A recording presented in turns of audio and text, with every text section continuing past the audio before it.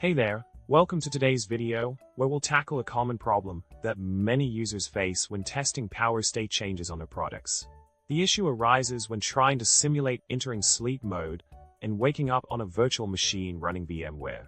The specific problem lies in the fact that the VM may not accurately handle these transitions, leading to unexpected behavior. Let's dive into the details of this tricky problem. In order to address this problem, a possible solution is to avoid using VMware for testing power state changes. The command codec relative wake 10 set sleep no code may not produce the desired results in a virtual environment due to VMware's limitations in emulating hardware-level power state changes. Instead, consider running your tests on actual hardware or explore tools specifically designed for power management testing that can better simulate these conditions.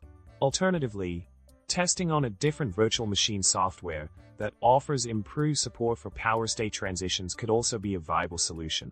In summary, when facing issues with power state changes in a virtual environment, it's important to recognize the limitations of VMware and explore alternative testing methods.